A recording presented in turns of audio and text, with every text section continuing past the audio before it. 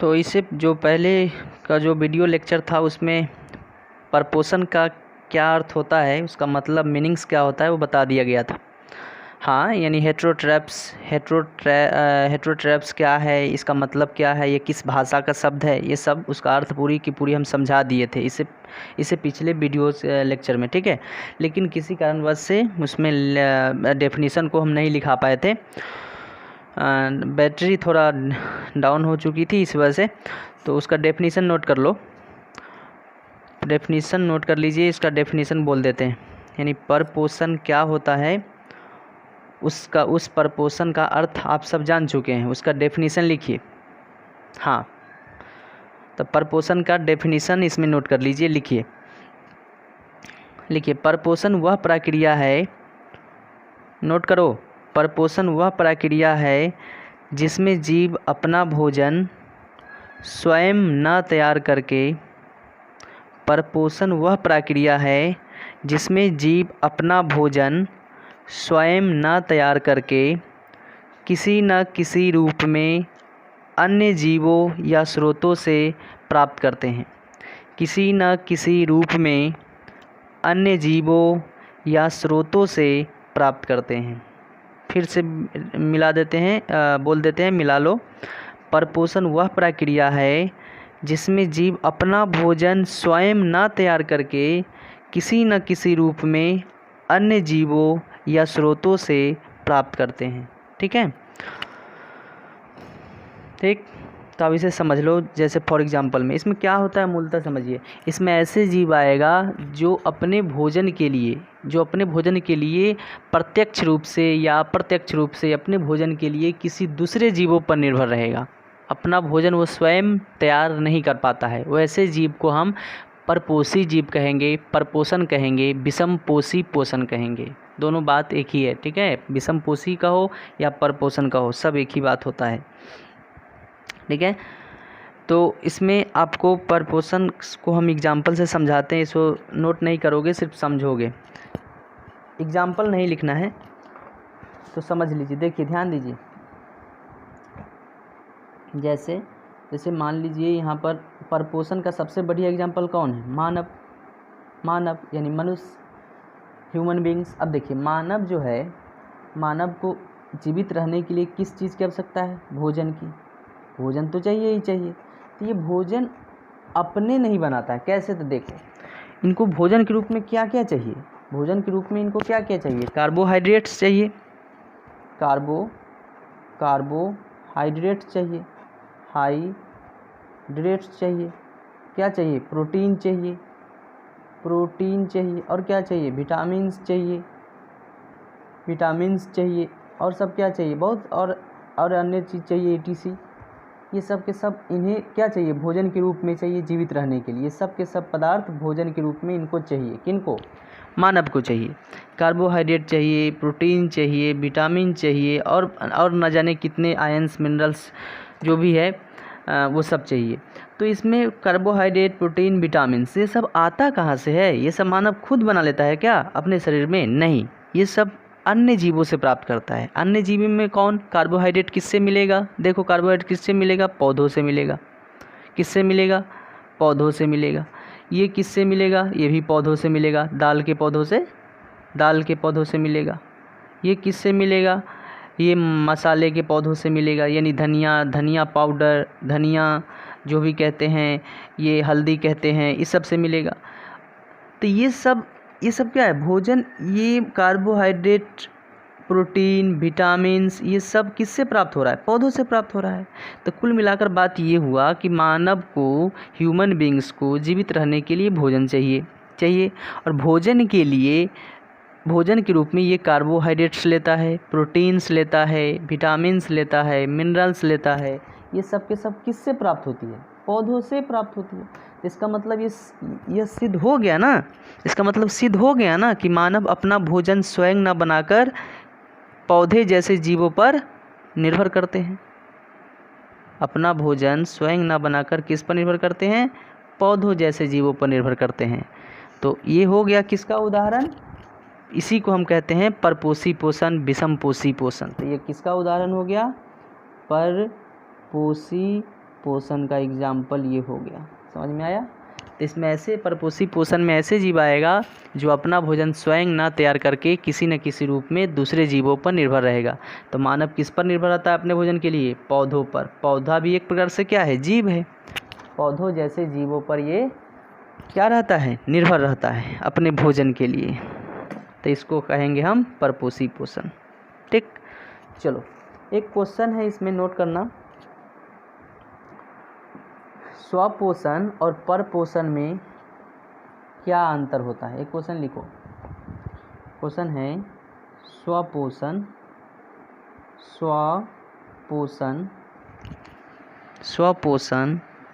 और परपोषी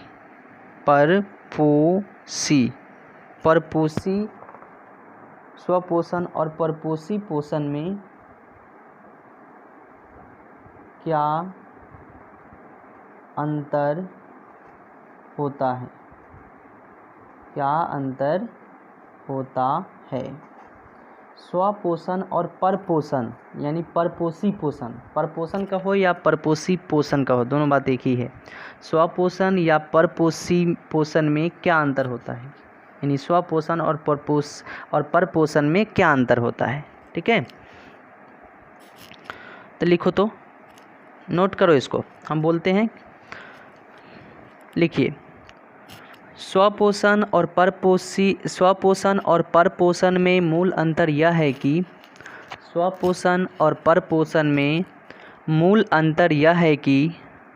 स्वपोषण में जीव सरल अकार्बनिक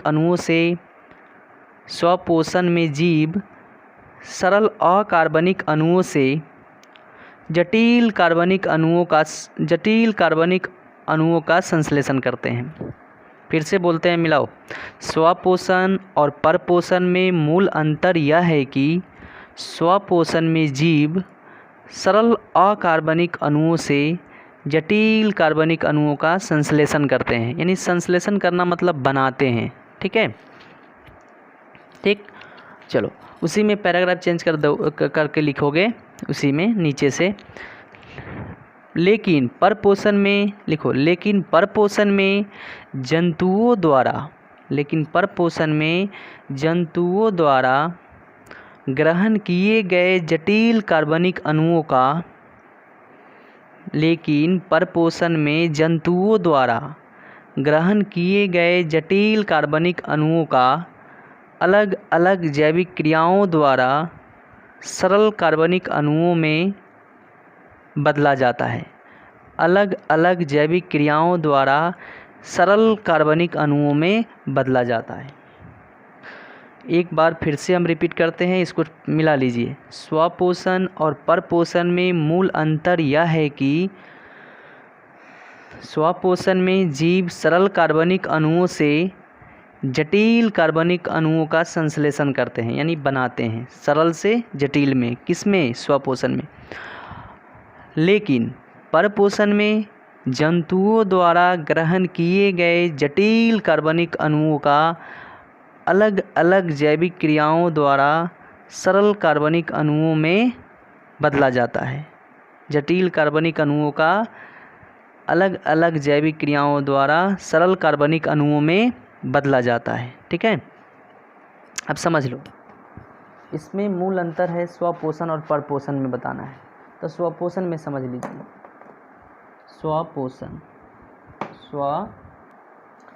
स्वपोषण में समझिए क्या है।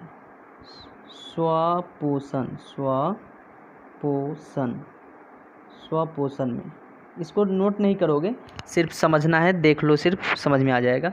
स्वपोषण में क्या होगा, इसमें आपको बताया गया है कि सरल अकार्बनिक अणुओं से जटिल कार्बनिक अणुओं में बदलेगा, है ना। सरल अकार्बनिक से किस में बदलेगा? सरल अकार्बनिक से जटिल कार्बनिक अणु में। जटिल कार्बनिक अणु में बदलेगा। कैसे? तो समझिए। स्वपोषण में कौन जीव आएगा? कौन ऐसा जीव है जो स्वपोषण के अंतर्गत आता है? बताओ, बताया गया है, पेड़ पौधे। पेड़ पौधे आएगा। अब देखो पेड़ पौधे आएगा, स्वपोषण में पेड़ पौधे आएगा, बिल्कुल आएगा सर, पेड़ पौधे आएगा। अब ये पेड़ पौधे अपना भोजन बनाने के लिए, ये पेड़ पौधे अपना भोजन बनाने के लिए, भोजन के लिए किसकी आवश्यकता इनको पड़ती है? कार्बन डाइऑक्साइड की, सूर्य के प्रकाश की और कार्बन मोनोऑक्साइड और जहरीली गैसें, बहुत सारे जहरीली गैसें, जल की, H2O की, इन सब की आवश्यकता पड़ती है। यानी पेड़ पौधे स्वपोषण के अंतर्गत आता है। क्यों आता है? क्योंकि अपना भोजन ये स्वयं बनाता है, स्वयं तैयार करता है। तो इनको भोजन बनाने के लिए क्या क्या चाहिए? कार्बन डाइऑक्साइड चाहिए, सूर्य की प्रकाश चाहिए, कार्बन मोनोऑक्साइड चाहिए, जल चाहिए। ये सब क्या है? ये सब अपने आप में एक सरल कार्बनिक अणु हैं। ये सब क्या है? सरल कार्बनिक अणु है। अब इन सभी सरल कार्बनिक अणु का ये क्या करेगा? पौधा उपयोग करेगा। पेड़ पौधा इस सभी सरल कार्बनिक अणु का क्या करेगा? उपयोग करेगा। और उपयोग करके क्या बनाएगा? भोजन। उपयोग करके क्या बनाएगा? भोजन बनाएगा। और भोजन बनाएगा तो भोजन के रूप में पौधा में क्या बनेगा? भोजन के रूप में पौधा में क्या बनेगा? धान बनेगा। और क्या बनेगा सर? और गेहूँ बनेगा। और क्या बनेगा?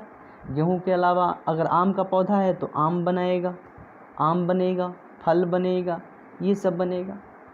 तो कुल मिलाकर बात ये हो गया कि पेड़ पौधा अपना भोजन स्वयं तो बनाता है, लेकिन किसकी सहायता से? सरल कार्बनिक अणु की सहायता से। कार्बनिक नहीं बाबू, अकार्बनिक, इसको अकार्बनिक कहेंगे। सरल अकार्बनिक की सहायता से, सरल है, छोटे छोटे है। गैस अब देखे हैं कभी गैस को? नहीं। हवा को देखते हैं क्या? नहीं। जल को तो देखते हैं, लेकिन क्या उसके अणु को आप अपने आँखों से बता सकते हैं कि इसका कितना मतलब शेप साइज किस प्रकार का है? नहीं बताया जा सकता। क्यों? क्योंकि ये सरल है, बहुत ही सूक्ष्म है। तो ये सब के सब सरल कार्बनिक अणु हैं, और सरल कार्बनिक अणु का ये उपयोग करता है, और सरल कार्बनिक अणु का उपयोग करके किस में बदल देता है? बड़े बड़े जटिल कार्बनिक अणु में, जो धान के रूप में बनता है, गेहूं के रूप में बनता है, आम, फल, ETC के रूप में ये तैयार हो जाता है। तो ये कौन सा अणु के रूप में तैयार हुआ? जटिल। कौन से अणु के रूप में? ये जटिल बन गया। कौन सी अणु के रूप में बन गया? जटिल बन गया ये, ठीक ना? क्या बन गया? जटिल बन गया। तो क्या बना ये सब के सब जटिल बना दिया। क्या बनाया? जटिल बना दिया। समझे? तो कुल मिलाकर बात ये हो गया कि स्वपोषण में सरल कार्बनिक अणु से किस में बदलेगा? जटिल कार्बनिक अणु में। सरल कार्बनिक कौन है? ये गैस, ये सूर्य के प्रकाश, ये जल, ये सब सरल है। इसका उपयोग करके जटिल कार्बनिक अणु में बदल देता है। हाँ, तो जटिल के रूप में कौन कौन है? धान है, गेहूँ है, ये फल है, ये सब के सब क्या है? जटिल कार्बनिक अणु में बदल दिया। तो स्वपोषण हमेशा किस में बदलता है बताओ? सरल अकार्बनिक अणु से जटिल कार्बनिक अणु में बदल जाता है। ठीक, ओके। अब परपोषण समझते हैं। परपोषण में समझो। परपोषण में इसके उल्टा कर दो। परपोषण में क्या होगा? परपोषण में जटिल कार्बनिक अणु का उपयोग करेगा और सरल कार्बनिक अणु में बदल देगा, है ना? देखो, परपोषण में सबसे बढ़िया एग्जाम्पल कौन है? मानव है। ये क्या करता है? भोजन करता है। ये भोजन के रूप में किसको लेता है बताओ? ये कार्बोहाइड्रेट्स को लेता है, ये प्रोटीन्स को लेता है ना? लेता है, और भी बहुत सारे स्रोतों को लेता है। ETC हम कर देते हैं भोजन का स्रोत। ठीक, अब ये भोजन का स्रोत लेता है, तो ये कार्बोहाइड्रेट्स क्या है? कण के छोटा कण के रूप में रहता है। ये भी छोटा कण के रूप में, छोटा शेप साइज, इसका भी छोटा एक आकार, निश्चित आकार होती है। तो ये सब जो है, ये सब के सब क्या है? जटिल कार्बनिक अणु है। क्या है? जटिल। ये सब के सब जटिल है। तो इसका ये जटिल भोजन किया, चावल कर रहा है, चावल ले रहा है, भात ले रहा है, रोटी ले रहा है, ये सब के सब क्या है? जटिल भोजन ले रहा है। कौन? मानव की कैसा भोजन ले रहा है? जटिल, यानी जटिल कार्बनिक अणु का उपयोग कर रहा है, जटिल कार्बनिक अणु का उपयोग किया, और इसका उपयोग करके फिर क्या होगा? पाचन करेगा। इसका उपयोग करके क्या होगा बताओ? इसका उपयोग करके ये पाचन करेगा। पाचन करेगा तो ये जो कार्बोहाइड्रेट्स के रूप में जो रोटी लिया था, चावल लिया था, वो क्या वैसा ही रहेगा? छोटे छोटे आटे के जैसा पीस पीस कर पच जाता है, पचेगा ना, छोटे छोटे कण में अणु में बदल गया। तो ये हुआ ना, इसे सिद्ध हो गया है ना कि जटिल कार्बनिक अणु से सरल कार्बनिक अणु में बदल जाता है, सरल कार्बनिक अणु में बदल जाता है, सरल कार्बनिक अणु में बदल जाता है, सरल कार्बनिक अणु में बदल जाता है। किसमें? परपोषण में। परपोषण में क्या होता है? जटिल कार्बनिक अणु जो कार्बोहाइड्रेट, प्रोटीन्स, विटामिन्स, मिनरल्स जो भी है, सब का उपयोग मानव द्वारा किया जाता है, और वो जटिल कार्बनिक अणु पाचन होने के बाद किस में बदलेगा? सरल कार्बनिक अणु में बदल जाता है। समझ में आया? तो स्वपोषण और परपोषण में मूल अंतर यही है। ठीक, चलिए अब इसके बाद नेक्स्ट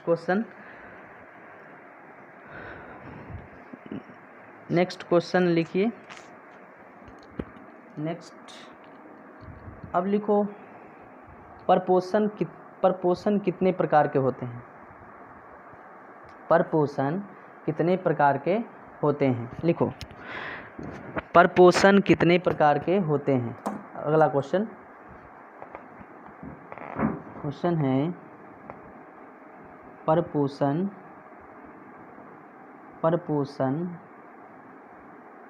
कितने प्रकार के होते हैं? परपोषण कितने प्रकार के होते हैं? ठीक है, परपोषण कितने प्रकार के होते हैं? लिखिए आंसर, लिखिए। देखो हम लिखाएंगे ही, क्योंकि ये ऑफलाइन की तरह हम फेस टू फेस तो नहीं आपके सामने बैठे हुए हैं, क्योंकि यहाँ पर समय की पाबंदी नहीं है, यहाँ पर तो समय सीमित है। क्योंकि अगर आपको लिख के बताएं तो क्या होगा, समय चल जाएगी और फिर वीडियो जो होगा वो तैयार नहीं हो पाएगी। इसलिए जैसे क्लास में हम बोलते हैं और आप सुन कर लिख लेते हैं, वैसे ही लिख लीजिए। ठीक है, ओके, थैंक यू। लिखिए, बहुत बढ़िया। लिखो तो लिखो, इस परपोषण कितने प्रकार के होते हैं? हो गया, लिखिए आंसर। परपोषण मुख्यतः 3 प्रकार के होते हैं। परपोषण मुख्यतः 3 प्रकार के होते हैं। परपोषण मुख्यतः 3 प्रकार के होते हैं। नंबर एक में कौन होता है? देख लो। नंबर 1 मृतजीवी पोषण। नंबर 1 मृत, सबको वर्णन हम करते चलेंगे अभी से। मृतजीवी पोषण, इसको इंग्लिश में कहते हैं सैप्रोफाइटिक न्यूट्रिशन। सैप्रोफाइटिक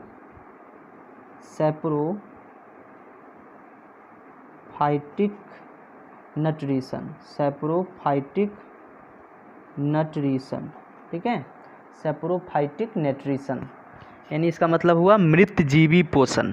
ठीक, अच्छा, इसका ज़रा हिस्ट्री, जैसे इससे पिछले वीडियोज़ में हिस्ट्री सबका बताए थे, उसी प्रकार से इसका हिस्ट्री भी बॉक्स में लिख लो। एक बॉक्स बना लो और उस बॉक्स में हिस्ट्री लिखो, मृतजीवी पोषण का इतिहास।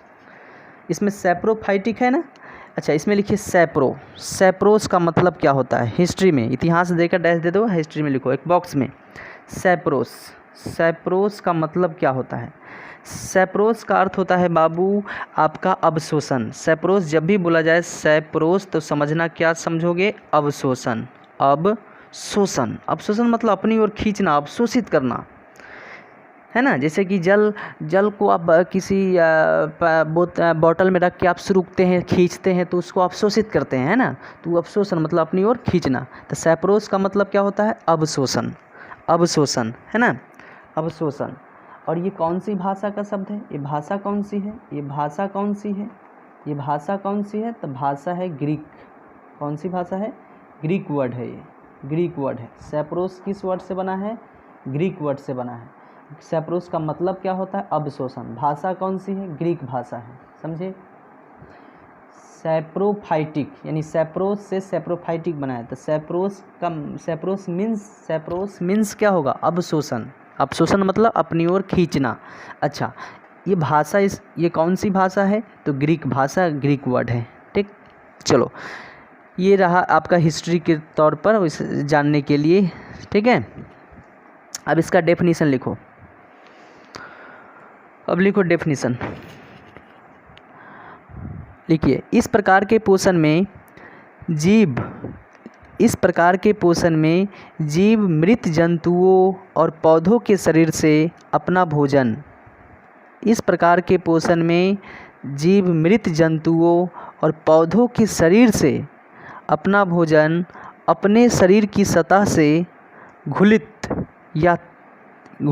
या तरल कार्बनिक पदार्थों के रूप में अवशोषित करते हैं। घुलित या तरल कार्बनिक पदार्थों के रूप में अवशोषित करते हैं। घुलित या तरल कार्बनिक पदार्थों के रूप में अवशोषित करते हैं। ठीक है, फिर से बोलते हैं, इसका डेफिनेशन मिला लीजिए। इस प्रकार के पोषण में जीव मृत जंतुओं, मृत मतलब मरा हुआ, मृत जंतुओं और पौधों के शरीर से अपना भोजन अपने शरीर की सतह से घुलित कार्बनिक पदार्थों के रूप में अवशोषित करते हैं। घुलित या तरल कार्बनिक पदार्थों के रूप में अवशोषित करते हैं। ठीक है, उसे मृतजीवी या सैप्रोफाइट्स कहा जाता है। उसे मृतजीवी पोषण या सैप्रोफाइट्स कहा जाता है। उसे मृतजीवी पोषण या सैप्रोफाइट्स कहा जाता है। उसे मृतजीवी पोषण या सैप्रोफाइट्स कहा जाता है। सैप्रोफाइट्स कहा जाता है। जैसे उदाहरण के तौर पर लिखो, जैसे लिख लो, जैसे कब को बैक्टीरिया प्रोटोजोआ में पोषण, जैसे कब को बैक्टीरिया प्रोटोजोआ इस पोषण का मुख्य उदाहरण है। सॉरी, उदाहरण नहीं लिखना, सीधे जैसे कर दिया तो उदाहरण फिर लिखना की क्या ज़रूरत है। इसे लिखिए, कब को बैक्टीरिया प्रोटोजोआ में पोषण इसी विधि से होता है। जैसे कब को बैक्टीरिया तथा प्रोटोजोआ में पोषण इसी विधि से होता है। जैसे कब को बैक्टीरिया तथा प्रोटोजोआ में पोषण इसी विधि से होता है। ठीक, जैसे कि समझ लो इसका मतलब। इसमें क्या होगा, मृतजीवी पोषण में क्या होगा, ऐसे जीव, कोई भी जीव, जैसे कि मान लीजिए कवक, जैसे कोई भी जीव ले लेते हैं, कोई भी जीव अगर है वो एक प्रकार से कोई भी जीव होगा, मान लेते हैं कोई भी जीव एक प्रकार से होगा, हम एक कवक के रूप में कोई भी जीव को लेते हैं, कोई भी जीव को एक कवक के रूप में लेते हैं, यूनिसेलुलर सेल को लेते हैं। ये इसकी पोषण की ग्रहण करने की ये विधि जो है, ये न्यूक्लियस के रूप में हम इसको यहाँ पर देखते हैं। तो मान लीजिए कोई भी जीव है, ये मान लीजिए कवक है, एक कोशिकीय जीव है, कवक हैं, या कोई भी ले लो, ये कवक में जो पोषण होगा ये सीधे नहीं होगा, ये मरे हुए शरीर से होगा, मृत शरीर से होगा। किससे होगा? मृत शरीर से होगा। ये मृत शरीर से होगा। किससे होगा? ये मृत शरीर से ये पोषण को प्राप्त करेगा। किससे प्राप्त करेगा? मृत शरीर से। तो ये जो है कवक, ये भोजन को मृत शरीर से प्राप्त करेगा। लेकिन कैसे? मृत शरीर से सीधे मृत मरे हुए चीज़ को नहीं खा जाएगा। यानी इसका जो मरा हुआ, सड़ गया, गला हुआ एक द्रव बना हुआ है, द्रव यानी रस के रूप में जो ये मरा सड़ा गला जो पदार्थ रहेगा, उस पदार्थ को इसके माध्यम से ये इसे अवशोषित कर लेगा। इसके माध्यम से क्या करेगा? ये अवशोषित कर लेगा, और अवशोषित करके सारे के सारे मरे हुए पदार्थ को, सड़े गले पदार्थ को ये अवशोषित करके अपने भोजन के रूप में अपने शरीर के अंदर ये अवशोषित करके भोजन को पूर्ति करेगा। तो इस प्रकार के जो जीव होगा, उस जीव को हम मृतजीवी पोषण के अंतर्गत रखेंगे।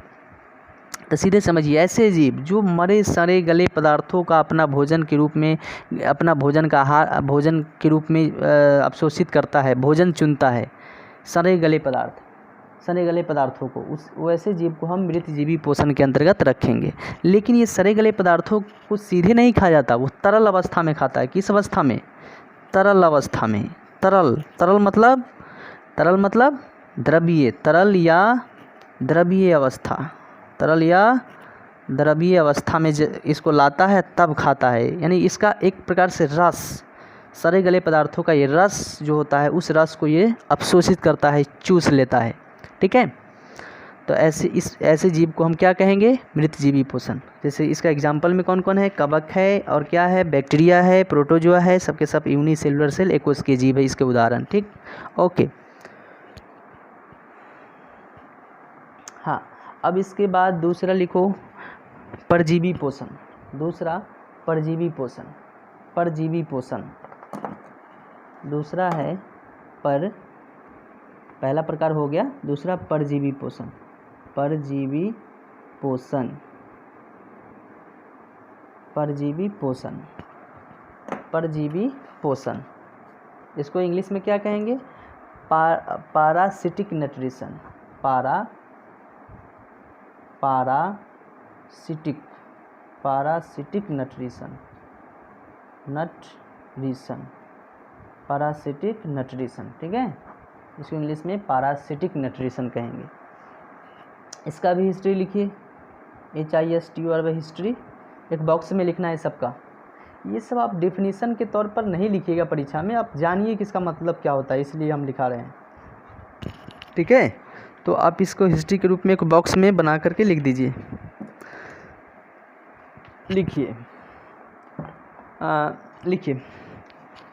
पारासिटिक न्यूट्रिशन, है ना। लिखिए पारासाइट शब्द लिखो ना, जैसे कि देखो ये किससे बना है? पारा प्लस साइटोस, याद रखना, ये पारा प्लस साइटोस के सब मेल से बना है। पारा और साइटोस, पारा और साइटोस के शब्द के मिलने से बना है पारासिटिक। ये पारा और साइटोस के मेल से बना हुआ है क्या? पारासिटिक, जो भी कहिए, ये पारासिटिक, पारा और साइटोस के मेल से बना है। तो ये पारा का मतलब क्या होता है सर? पारा का मतलब क्या होता है? पारा का मतलब हम समझते हैं अभी इस पेज पर। पारा का मतलब होता है बगल, यानी पार्श्व में। पारा का मतलब होता है बगल में, बगल में, पार्श्व में। ठीक है, पारा का मतलब पार्श्व में, ये सब बॉक्स में लिखोगे, यानी बिसाइड, पीछे। और साइटोस का मतलब क्या होगा? साइटोस का मतलब क्या होगा? साइटोस का मतलब आपको हो जाएगा पोषण। साइटोस का मतलब क्या होगा? पोषण। साइटोस का मतलब पोषण। तब पारा का मतलब बगल में, साइटोस का मतलब पोषण, यानी पार्श्व पोषण, है ना। इसको यानी पार्श्व पोषण ऐसे कह सकते हैं। तो यानी इस प्रकार से ये परजीवी, पार्श्व से बना परजीवी, यानी परजीवी अस्थाई या अस्थाई रूप से ये एक दूसरे के संपर्क में रहेगा। तो इस सब का सेंस समझ में आ जाए, बस इतना ही इसका रोल है। चलो, तो ये अगर बोला जाए कि आपको ये किस भाषा का शब्द है, तो आप क्या बोलिएगा भाषा के तौर पर? भाषा के तौर पर क्या बोलोगे? बताओ सर। सब ग्रीक भाषा है। कौन सी भाषा? ग्रीक वर्ड, सबके सब ग्रीक वर्ड है, लैटिन सब है। ठीक है, सब लैटिन शब्द है, यानी ग्रीक वर्ड है। ओके, चलो, सब ग्रीक भाषा का शब्द है। अब इसका डेफिनेशन लिखिए, तो डेफिनेशन लिखिए। इस प्रकार के पोषण में जीव, लिखिए इस प्रकार के पोषण में, हाँ डेफिनेशन लिखिए ना, वो हो गया, उसको बॉक्स में बंद करके रख दीजिए। अब डेफिनेशन लिखिए नीचे से।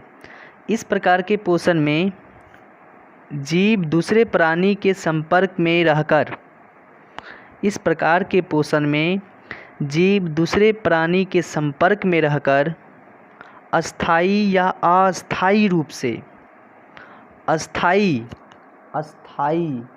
एक बेर है अस्थाई या अस्थाई, ऐसे एक बेर है अस्थाई, एक बेर है अस्थाई। अस्थाई या अस्थाई रूप से,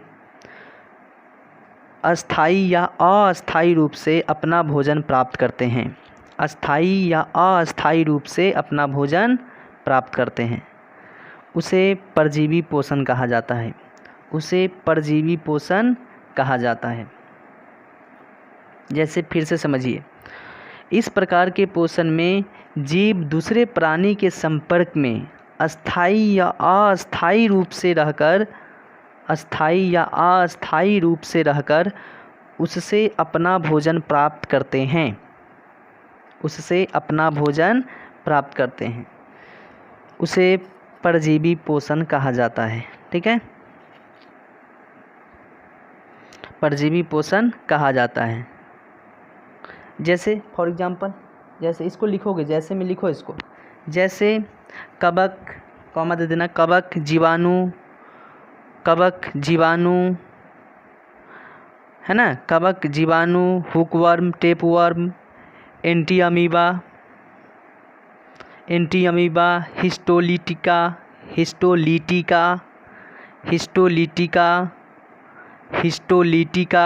मलेरिया, गोलकृमि,